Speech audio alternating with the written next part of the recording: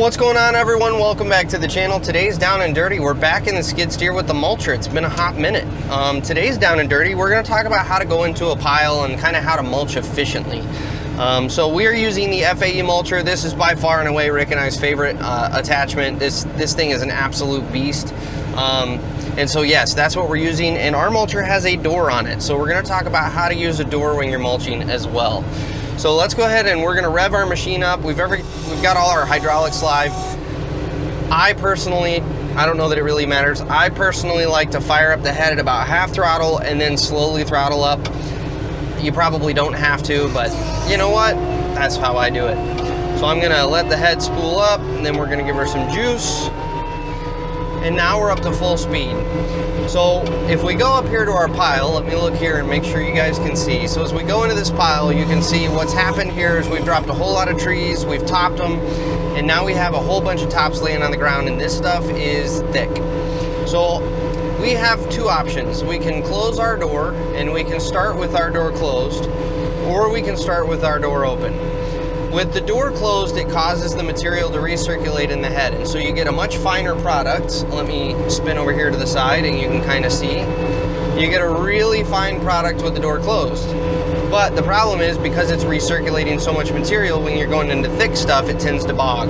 So we're gonna start with our door all the way in the open position. I'm gonna track out over this stuff a little bit, and then I'm gonna set my head down, and I'm gonna curl just a little bit away from me.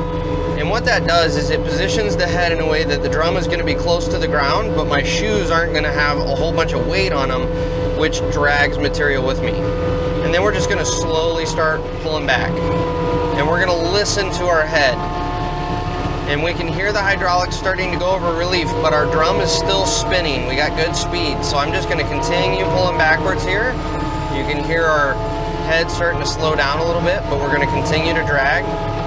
This head has the sonic motor on it, so this thing is constantly adjusting pressure to the head to keep it spinning. And you can see this thing's throwing material like crazy, but it's also ridding the head of material just as fast. And so that allows us to go into that really thick stuff, and we didn't hardly bog, and look at what a great job this thing did. So we're gonna go back up here. Again, we're gonna drive up over the material. This thing always does better when you're dragging. So we're gonna set it down. We're just gonna slowly start pulling back. Let it eat. And if you're really running, so you can feel it start to bog, we're gonna slow our roll just a minute. But as soon as we stop hearing it bog, I'm gonna get back on the speed, and we're just letting it eat. And just like that, you can see we took that huge brush pile, and now we have a bunch of toothpicks. So I'm gonna do this little run. Now when it's thin like this, I actually set the head on the ground and I'm gonna drive into it. But when you're driving into things, what happens is the drum is rolling forward. So as you're driving into things, what tends to happen is the drum grabs them and throws them out behind you, which is why the way this really works well is by dragging the head backwards. So even though we went over that stuff, I'm just gonna drag backwards. And because we've already mulched, I can go a little quicker.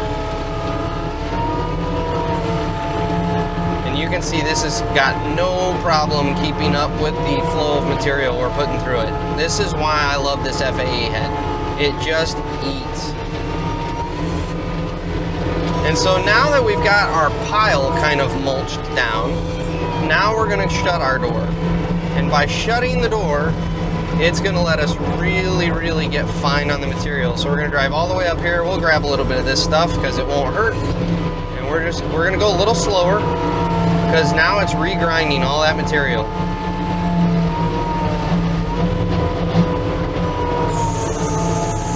So we're chewing on that stick there. But look at the quality of the material coming out of this head. That's 2 passes with the door open and 1 pass with the door closed. And you can see the visible difference from each side of my path from where we just went with the door closed. This head does such a phenomenal job at processing material, and you can process a lot of material quickly with this head. So we're just gonna drive forward through all this, kind of just doing a rough regrind, and then we're gonna go up and we're gonna just slowly back drag. And as long as we've got good speed on our head, I'm not gonna slow. I'm gonna keep rolling. When I feel myself start to bog a little bit, I'll slow just a little. But again, because this has the sonic motor, I'm not gonna slow a lot. By the way, quick tip, I typically keep the boom arms, Rick and I both run the boom arms in the float position. We have ride control on, and that just allows the head to kind of float with the natural grade instead of you fighting it. And it also allows it to roll up and over logs and sticks and stuff. So that's been super helpful to keep the boom arms in the float position. And so this is really all there is to mulching. The first time you get into a mulcher, it's gonna sound scary and it's a big, heavy attachment. You're gonna be timid at first, especially with a lot of loud banging and clunking. You're gonna, feel like you're gonna damage something. These heads are made to do this work.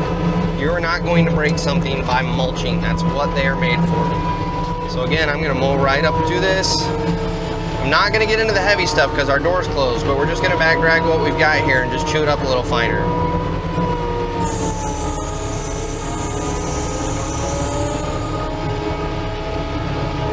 And because we were in the really thick stuff there, it's probably gonna take one more regrind and we'll get that nice fine material.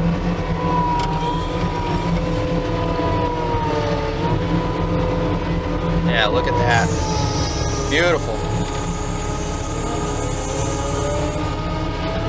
And so once you've got all your material reground, we're gonna open our door back up and we're gonna go into the heavy stuff again.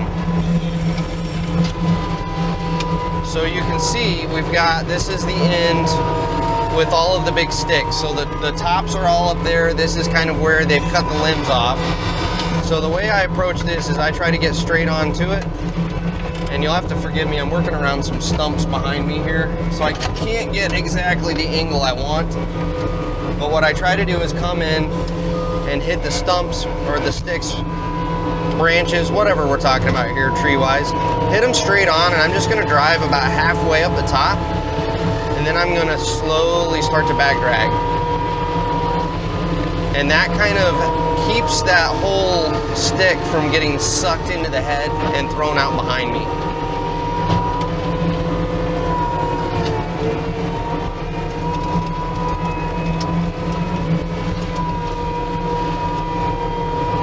Again, we'll mow it over, tilt our head forward a bit, and we'll just slowly back drag.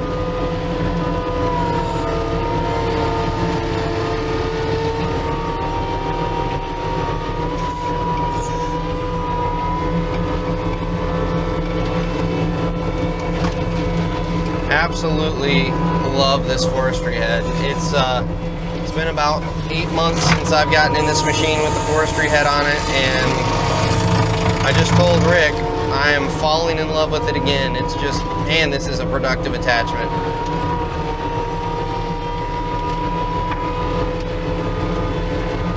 Whoop, there's another stump. That's the other thing, when you're mulching, generally there's gonna be stumps in the area. You don't wanna be moving around super quick. You don't wanna do a bunch of tight turns because that's how you get stuff wadded up in your tracks and you can absolutely throw a track. So just nice slow movements. Let the machine do its thing. You don't need to crank it as hard as you can.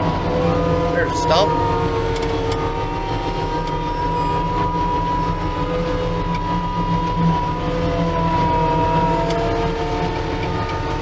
And now if we're ready for the regrind, we're gonna shut our door and we'll just go right back over the same material.